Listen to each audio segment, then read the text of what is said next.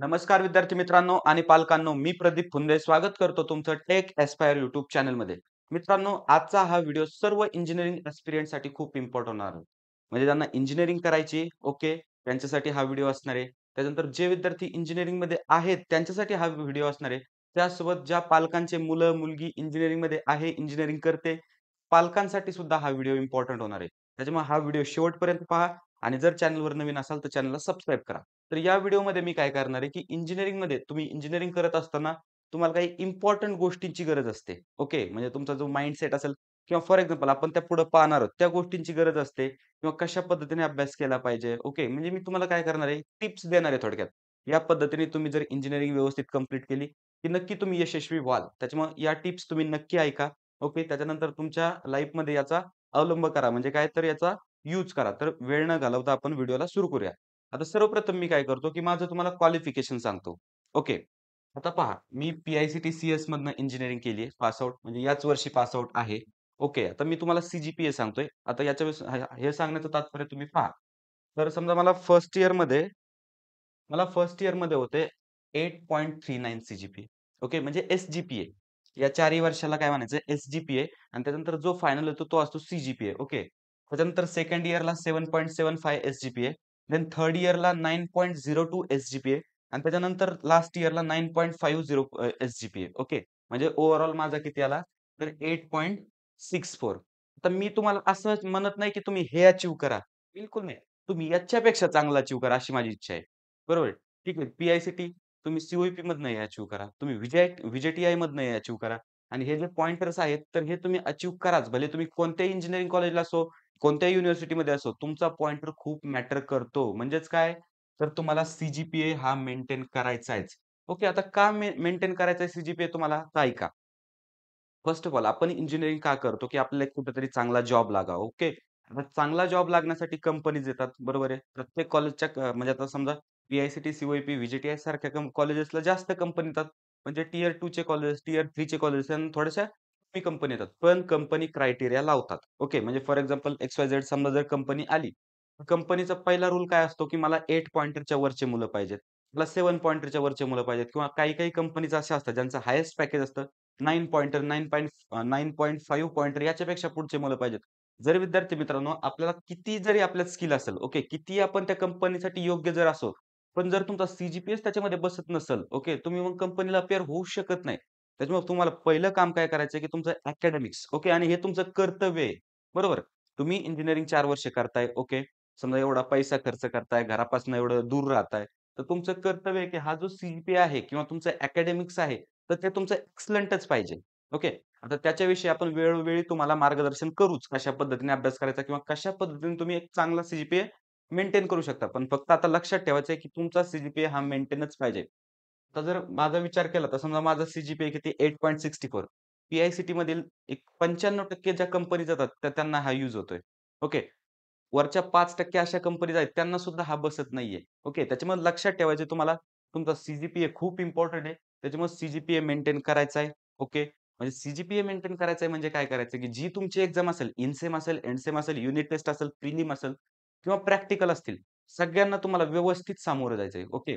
कंटाळा करून चालायचं नाही. अभ्यास करायचा मित्रांनो इंजिनिअरिंगमध्ये. कारण हेच जे 4 वर्ष आहेत, ते तुमचे पुढचे 40 वर्ष डिसाईड करतील. त्याच्यामुळे आत्ता अभ्यास करा, व्यवस्थित या प्रोसेसला सामोरं जा. इंजिनिअरिंग ही एक प्रोसेस आहे. त्या प्रोसेसला आपण प्रोसेस सारखं पाहिलं पाहिजे त्याच्याकडे. त्याच्यामुळे प्रोसेसला सामोरं जा आणि व्यवस्थित मेंटेन करा. जेणेकरून कसं, की प्रत्येक कंपनीला तुम्ही एलिजिबल असाल. ओके. असं व्हायला नको, की तुमच्याकडे स्किल भरपूर आहेत, पण तुम्ही एलिजिबल नाही. त्याच्यामुळे मेंटेन करायचं म्हणजे करायचा. ओके. आता नेक्स्ट पॉइंट काय आहे, तर पर्सनॅलिटी डेव्हलपमेंट. भरपूर बऱ्याच वेळेस तुम्ही ऐकलं असेल पर्सनॅलिटी डेव्हलपमेंट, पर्सनॅलिटी डेव्हलपमेंट. पण पर्सनॅलिटी डेव्हलपमेंट म्हणजे ॲक्चुअल काय? चांगले कपडे घालणं, चांगले वागणं याला पर्सनॅलिटी डेव्हलपमेंट नाही म्हणत. तुमचा जो पॉझिटिव्ह ॲटिट्यूड आहे, तुम्ही विचार कसा करता एखाद्या गोष्टीबद्दल. समजा एखादी निगेटिव्ह जरी गोष्ट असेल, तर तिथले त्याच्यातले पॉझिटिव्ह पॉइंट्स तुम्ही कोणते कॅप्चर करता किंवा समजा तुमचा कोणती स्ट्रॅटेजी असते किंवा तुमची पद्धत कशी असते अभ्यास करण्याची असो किंवा कोणत्याही समजा चॅलेंजला सामोरं जाण्याची तुमची पद्धत कशी असते किंवा समजा तुमचं कम्युनिकेशन स्किल याच्यात आलं, तर या सर्व गोष्टी तुमच्या पर्सनॅलिटी डेव्हलपमेंटमध्ये येतात. बरोबर? आणि मी तुम्हाला सांगतोय, की हे 4च वर्ष तुम्हाला पर्सनॅलिटी डेव्हलपमेंट नाही करायची. लाईफटाईम ही एक लाईफटाईम प्रोसेस आहे ज्याच्यामध्ये असं पाहिजे, की तुम्ही काल जे होते त्याच्यापेक्षा आज कुठेतरी बेटर आहेत. ओके. त्याच वेळेस आपण म्हणू शकतो, की त्या माणसाची ग्रोथ होते. म्हणजे लाईफमध्ये तुमचा ऑल्वेज जो ग्राफ असेल तो असाच असला पाहिजे, ना की असा असला पाहिजे. समजलं? त्याच्यामुळे पर्सनॅलिटी डेव्हलपमेंटकडे लक्ष द्यायचं. आता का द्यायचं? इंटरव्ह्यूज. आपल्याला जॉब घ्यायचा आहे, बरोबर आहे. त्यासाठी आपल्याला कम्युनिकेशन आलं पाहिजे. आपली एक कुठेतरी छाप पडली पाहिजे इंटरव्ह्यू पॅनल पुढं, बरोबर आहे. त्यासाठी पर्सनॅलिटी डेव्हलपमेंट लागणार आहे. आता होतं कसं, जे मुलं समजा गावाकडनं आलेत, गावाकडनं असो किंवा समजा लो कॉन्फिडन्स त्यांच्यात असतो. तर काय होतं त्यांचं, की त्यांना येत सगळं असतं.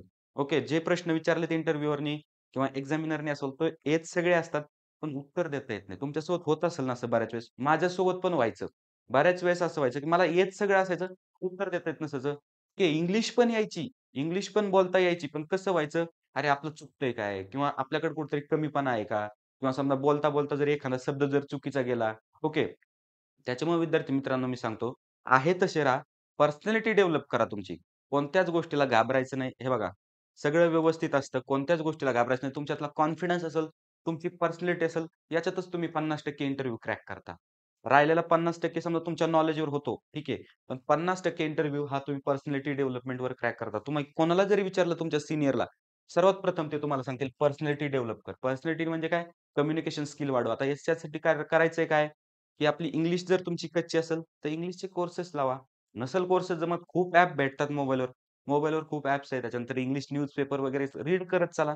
म्हणजे माझं सांगण्याचं तुम्हाला तात्पर्य एवढंच आहे, की तुम्ही काल जे होते त्याच्यापेक्षा 0.1 का होईना, आज तुम्ही एक्स्ट्रा व्हा. म्हणजे आज तुम्ही ग्रो व्हा. उद्या 0.2 ग्रो व्हा. असं करत-करत 4 वर्षाच्या नंतर तुम्हाला समजणार नाही, की कधी तुमची पर्सनॅलिटी डेव्हलप झाली आणि कधी समजा तुम्ही त्यावेळेस कंपेअर करून पहा. तुम्ही फर्स्ट इयरला कसे होते आणि लास्ट इयरला कसे होते. नक्की तुम्ही विद्यार्थी मित्रांनो पर्सनॅलिटी डेव्हलपमेंटकडे लक्ष द्या. ओके. जे विद्यार्थी सध्या आता इंजिनिअरिंग करतायत, जे 4th इयरला आहेत, समजा हा व्हिडिओ बघत असतील, तुमच्यासाठी एक खूप मस्त आहे आणि जे विद्यार्थी फर्स्ट इयरला आहेत, त्यांच्यासाठी तर खूप महत्त्वाचं आहे. कारण त्यांनी आजपासून जर सुरू केलं, 100% होईल म्हणजे होईल. ओके. आता त्याच्यानंतर काय? Don't compare yourself with others. करायचंच नाही आपल्याला कंपेअर कोणासोबत. आपल्याला कंपेअर कोणासोबत करायचं जसं मी आता तुम्हाला सांगितलं, की आपण काल काय होतो आणि आज काय आहोत. याच्यामध्ये आपल्याला कंपेअर करायचंय. जर आपला ग्राफ या पद्धतीने जर जात असेल, काल काय होतो आणि आज काय आहोत, गुड, काँग्रॅच्युलेशन. पण जर मित्रांनो या ग्राफमध्ये थोडासा टर्न वगैरे जर येत असेल, तर वेळेत सुधरा. तुमची तुमची सेल्फ तुम्ही कोणासोबत कंपेअर करायची नाही. कारण त्याने काय होतं निराशा येते. समजा आपण आहे, की मी कोणत्यातरी एका वेगळ्या क्षेत्रात चांगला असेल, माझा मित्र कोणत्यातरी एका वेगळ्या क्षेत्रात चांगला असेल. मग मी असं का करतोय, की समजा मी त्याच्यासोबत डायरेक्टली प्रत्येक क्षेत्रात कंपेअर करतोय? बिलकुल नाही ना. तो त्याच्या म्हणजे जागेवर चांगला आहे. मी माझ्या जागेवर चांगला आहे. ऑब्व्हियसली मी पण चांगला आहे, तो पण चांगला आहे. मग कंपेअर का करायचं? बरोबर आहे की नाही? त्याच्यामुळे आपण कुणासोबतच कंपेअर करायचं नाही. त्याने निराशा येते. ओके. त्याच्यामुळे ही गोष्ट तुम्ही व्यवस्थित लक्षात ठेवायची. ओके. तुम्हाला बरेचसे जण सांगतील, की don't compare yourself with others आणि हे खूप खरं आहे आणि खूप महत्त्वाचं आहे. तुमच्या लाईफमध्ये जर याचा तुम्ही अवलंब केला, याचा तुम्ही जर यूज केला, तर नक्की मित्रांनो तुम्ही कधीच निराश होणार नाही. ऑल्वेज तुम्ही पॉझिटिव्ह राहणार. त्याच्यामुळे तुमची सेल्फ कोणासोबत कंपेअर करायचं नाही. तुम्ही जसे आहात तसे बेस्ट आहात. हे तुम्हाला लक्षात ठेवायचं आहे. एक पॉझिटिव्ह ॲटिट्यूड तुम्हाला सोबत घेऊन चालायचं आहे. त्याच्यानंतर काय महत्त्वाचं आणि खूपच महत्त्वाचं, डोंट फॉरगेट युअर गोल्स. विद्यार्थी मित्रांनो, तुम्ही पुण्याला असाल, मुंबईला असाल, एवढं गाव सोडून किंवा एवढं आपलं समजा होमटाउन सोडून का आला तिथं? हे विसरून चालणार नाही. बरेचसे विद्यार्थी असे पाहिलेत मी फर्स्ट इयरमध्ये करतात व्यवस्थित, पण सेकंड इयरमध्ये हवा लागते. पुण्याची हवा असेल, मुंबईची हवा असेल, ही त्यांना हवा लागते. पण हे आपल्याला बिलकुल होऊ द्यायचं नाही किंवा करायचंच नाही. आपण ज्या कामासाठी आलोय, आपलं जे कर्तव्य आहे, ते आपल्याला व्यवस्थित करायचंय, व्यवस्थित पूर्ण करायचं, बरोबर? आता तुम्ही इंजिनिअरिंगला आलाय, तुमचं कर्तव्य काय आहे? एक इंजिनिअरिंग कंप्लीट करणं, चांगल्या पद्धतीने, चांगल्या सी-जी-पी-एने आणि त्याच्यानंतर एक कुठेतरी जॉब मिळवणं. हे तुमच्या पुढे चॅलेंज आहे, बरोबर? ठीक आहे, साइड बाय साइड तुम्ही बाकीच्या गोष्टी करू शकता. पण अगोदर लक्षात ठेवायचं आहे, की आपण ही गोष्ट व्यवस्थित करतोय का? हे बघा मित्रांनो, मी ऑल्वेज एक्झाम्पल देत असतो. जी ट्रेन असते, ती पटरीवरनं ठीक आहे, घसरू शकते एखाद्या वेळेस. बरोबर आहे, पटरीवरनं घसरू शकते एखाद्या वेळेस. पण ती रिटर्न आणण्याचं सामर्थ्य तुमच्यात पाहिजे आणि ते तुम्ही आणाल, नक्की आणाल. तुम्ही आपल्याला फॉलो करता याचा अर्थ तुम्ही म्हणजे बेस्ट आहात, तर तुम्ही ते नक्की आणाल. त्याच्यामुळे लक्षात ठेवायचं, तुमचं जे गोल आहे, तुमचं जे ध्येय आहे, ते तुम्ही कधी विसरायचं नाही. प्रत्येकाचं ध्येय वेगळं असू शकतं, बरोबर? काहींना बिझनेस करायचा असू शकतो, काहींना जॉब करायचा असू शकतो किंवा काहींना समजा काही पण करायचं असू शकतं. पण जे ध्येय आहे तुमचं आत फिक्स करायचं आणि हे तुम्हाला लक्षात ठेवायचं, ठेवायचं, ठेवायचं. काही झालं, कोणतीही परिस्थिती आली, कितीही चॅलेंज आलं, तरी तुमचं ध्येय तुम्हाला विसरता कामा नये. त्याच्यामुळे ऑल्वेज तुमचं गोल तुम्हाला लक्षात पाहिजे. गोलपासून तुम्ही विचलित होता कामा नये. बरे किती डिस्ट्रॅक्शन येणार, तुम्हाला 100 डिस्ट्रॅक्शन येणार. इंजिनिअरिंग ह्या 4 वर्षामध्ये तुम्हाला परफेक्ट तुम्ही मेन बनणार. परफेक्ट तुम्ही पुरुष किंवा समजा काय असेल ते बनणार तुम्ही. ओके. पण याच्यामध्ये तुम्हाला 100 चॅलेंजेस येणार. प्रत्येक चॅलेंजमधून आपल्याला फेस करायचंय आणि त्याच्यामधून आपल्याला परफेक्टलीच बाहेर पडायचंय. त्याच्यामुळे लक्षात ठेवायचं, की गोल तुमच्यासाठी खूप इम्पोर्टंट आहे. कारण आपण सगळं करतोयच याच्यासाठी. ओके. आपण कशासाठी इंजिनिअरिंगला ॲडमिशन कशासाठी घेतलंय, ते जर आपण विसरलो, तर इंजिनिअरिंगचा उपयोग काय? तुम्हाला लक्षात ठेवायचं, तुमचं ध्येय तुम्हाला विसरून चालणार नाही. ओके. त्याच्यानंतर आता संगत. संगत म्हणजे काय? तुमच्या सभोवतालचे लोकं, तुमचे फ्रेंड्स असतील, ते तुम्हाला व्यवस्थित ठेवायचे. आता हे पहा, मी बाकीच्यांसारखं तुम्हाला इथं सांगणार नाही, की तुमचे मित्र निर्व्यसनी असावा, तुमचे मित्र अशा पद्धतीचे असावे, त्यांनी काही व्यसन नाही केलं पाहिजे. मी तुम्हाला या गोष्टी सांगणार नाही. या गोष्टी साइड बाय साइड आहेत. बरोबर? सगळ्यात अगोदर मी तुम्हाला सांगणार, की तुमचे मित्र सपोर्टिव्ह असले पाहिजे. तुम्ही कोणतंही जरी काम करायला घेतलं, तर तुम्ही त्यांनी तुम्हाला सपोर्ट केला पाहिजे, त्यांनी तुम्हाला पॉझिटिव्ह ॲटिट्यूड दिला पाहिजे, त्यांनी तुम्हाला एनर्जी दिली पाहिजे. हे जर तुमच्यात असेल, तुमच्या मित्रांकडे असेल आणि भले त्यांना एखादा जर गुण समजा वाईट असेल त्यांच्यात, चालून घ्यायचं. म्हणजे असं नाही, की समजा म्हणजे बऱ्याचशा विद्यार्थ्यांचं काय होतं, की ही जी संगत आहे, तुम्हाला सांगणारे लोकं काय सांगतील, की बाबा निर्व्यसनी लोकांपासून बाजूला राहा किंवा आता हे बघा मी त्यांना प्रमोट करत नाही. फक्त मी एक डार्क रिॲलिटी तुम्हाला सांगतोय किंवा रिॲलिटी करण्याचं म्हणजे समजा हे सांगतोय, ठीक आहे त्या गोष्टी वाईट आहेतच. पण त्याच्यापेक्षा वाईट काय आहे? निगेटिव्ह माणसं. बरोबर.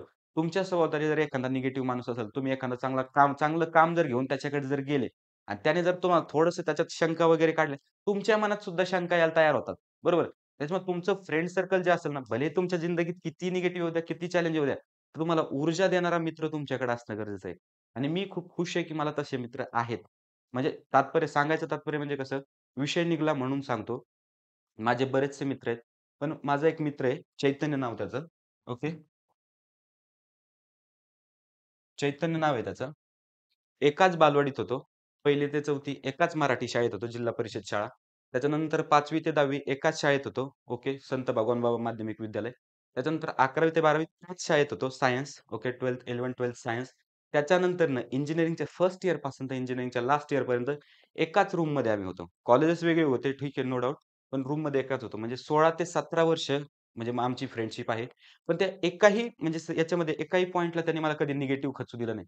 संकटं खूप आली, चॅलेंजेस खूप आले. भरपूर वेळेस ट्रेन पटरीवरनं खाली गेली. पण ते आणण्याचं काम किंवा एक चांगलं मार्गदर्शन करण्याचं काम त्याने केलं.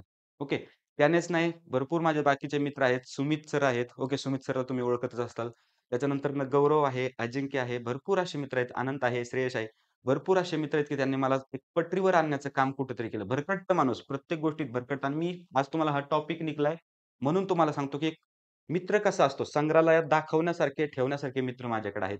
तर मग या गोष्टीचा मला खूप आनंद आहे आणि आज जे मी तुम्हाला 4-5 शब्द सांगतोय, तर त्याच्यामध्ये त्यांचा खूप वाटा आहे. ओके. मी तुमच्या पुढे आज जो उभा आहे, त्याच्यामध्ये त्यांचा खूप वाटा आहे. त्याच्यामुळे लक्षात ठेवायचं मित्रांनो, तुमची संगत डिफाईन करते तुम्ही काय होणार ते. संगत चांगली ठेवा.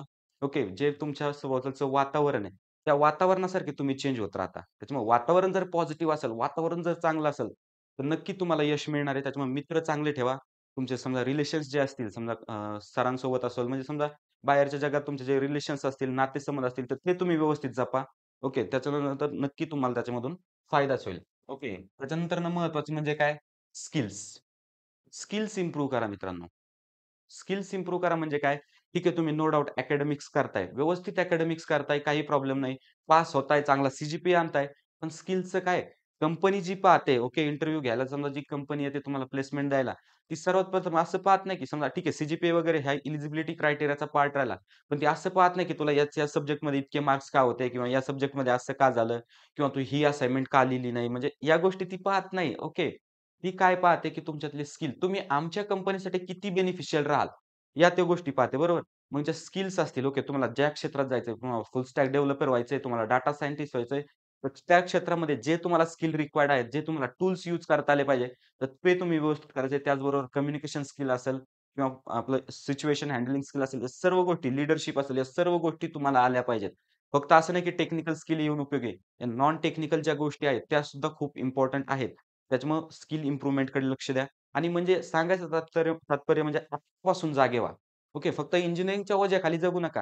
इंजिनिअरिंग करतोय, अकॅडमिक्स पास करतोय, असं बिलकुल चालणार नाही.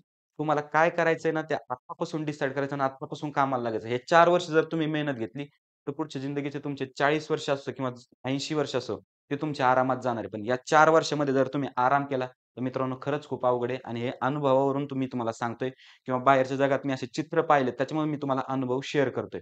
त्याच्यामुळं लक्षात ठेवायचं आपल्याला स्किल इम्प्रूव्ह करायची आणि एक चांगल्या कंपनीमध्ये असेल प्लेस आपल्याला व्हायचंय. ओके. त्याच्यानंतर काय? Extra curricular activities. बऱ्याचशा विद्यार्थ्यांना छंद असतात, स्पोर्ट्समध्ये ते चांगले असतात, याच्यामध्ये चांगले असतात. पण त्यांच्या अंगात थोडासा कंटाळा वगैरे असतो किंवा इंजिनिअरिंग तुम्हाला ठीक आहे, थोडंसं प्रवृत्त करते म्हणजे त्या पद्धतीने कंटाळा वगैरे येण्याच्या पद्धतीने. त्याच्यामुळे लक्षात ठेवायचं की एक्स्ट्रा करिक्युलर ज्या ॲक्टिव्हिटीज असतात, तर त्याच्यामध्ये इन्व्हॉल्व होत चला. कॉलेजचं फंक्शन असेल, बाहेरचं एखादं फंक्शन असेल, स्पोर्ट्स असेल किंवा समजा गायनाच्या, वादनाच्या याच्या स्पर्धा असतील, तर नक्की त्याच्यामध्ये पार्टिसिपेट करत चला. जर तुम्हाला इंटरेस्ट असेल, तर करत चला त्याच्यामध्ये पार्टिसिपेट. याचा तुमच्या पर्सनॅलिटी डेव्हलपमेंटवर असेल किंवा तुमच्या सर्टिफिकेशन्स जे असतील, त्याच्यावर खूप म्हणजे खूप इम्पॅक्ट पडतो. त्याच्यामुळे जे बाहेरच्या एक्स्ट्रा करिक्युलर ॲक्टिव्हिटीज असतील, क्लब असतील, त्याच्यानंतर हॅकेथॉन्स वगैरे असतील, त्याच्यात खूप खूप म्हणजे खूप इम्पोर्टंट तुम्हाला आहे. त्याच्यामुळे एक्स्ट्रा करिक्युलर ज्या ॲक्टिव्हिटीज आहेत, तर त्याच्यात नक्की तुम्ही पार्टिसिपेट करत जा. त्याने तुम्हाला फायदाच होणार आहे. त्याच्यानंतरनं जसं आता मी प्रत्येक मागच्या व्हिडिओत सांगितलं होतं, की जॉब आणि बिझनेस. तुम्हाला आत्ता ठरवायचंय फर्स्ट इयरला असताना तुम्हाला नक्की इन फ्युचर करायचंय काय? बिझनेस करायचा आहे की जॉब करायचा आहे? आता बरेचसे विद्यार्थी असं असतात, की मी इंजिनिअरिंग फक्त म्हणून करतोय. मला तर इन फ्युचर बिझनेसच करायचा आहे. ठीक आहे, बिझनेस करायचा आहे. नो डाउट चांगलं काँग्रॅच्युलेशन तुझं. पण तू आत्ता काय करतोय बिझनेससाठी ते महत्वाचं आहे ना. जर तू आता बिझनेससाठी नाहीच करत काही, कधी हे 3 वर्ष निघून जातील. लास्ट इयरला येशील आणि त्यावेळेस तुला समजेल, की बाबा बिझनेस करू की आता जॉब करू. त्यावेळेस बिझनेसला पण वेळ घेतो. बिझनेस खूप खूप कष्ट लागतात बिझनेस उभा करायला सुद्धा. मग त्यावेळेस निराशा येते माणसाच्या मनामध्ये. त्याच्यामुळे आत्तापासून ठरवायचं तुम्हाला करायचंय काय? जॉब करायचा असेल, जॉब ओरिएंटेड तयारी करा. बिझनेस करायचा असेल, आत्तापासून सुरू करा तुम्हाला काय बिझनेस करायचा आहे ते. बरोबर. थोड्या प्रमाणात का होईना आत्तापासून सुरुवात करा.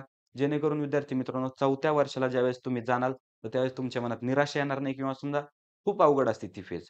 त्याच्यामुळे लक्षात ठेवायचं, की जॉब, बिझनेस आत्ता तुम्ही डिसाईड करायचं. ओके. विद्यार्थी मित्रांनो, जर तुम्हाला आपला हा छोटासा व्हिडिओ जर आवडला असेल, तर व्हिडिओला लाईक करा. त्यासोबत व्हिडिओ हा तुमच्या इंजिनिअर मित्र-मैत्रिणींसोबत शेअर करा. नंतर महत्त्वाचं म्हणजे जर चॅनलवर तुम्ही नवीन असाल, तर आपल्या चॅनलला सबस्क्राईब करा. आपलं चॅनल तुम्हाला प्रत्येक गोष्टीवर एक योग्य मार्गदर्शन देण्याचं काम करतं. एम-एस-टी, सी-ई-टी असो, काउन्सिलिंग प्रोसेस असतो, स्कॉलरशिप्स असतो किंवा समजा मोटिव्हेशनचं काम सुद्धा आपण करतो. त्याच्यामुळे आपल्या चॅनलवर जर तुम्ही नवीन असाल, प्लीज फक्त आपल्या चॅनलला सबस्क्राईब करा. तर ठीक आहे मित्रांनो, भेटूया नेक्स्ट व्हिडिओमध्ये अशाच एका इन्फॉर्मेटिव्ह टॉपिकसोबत.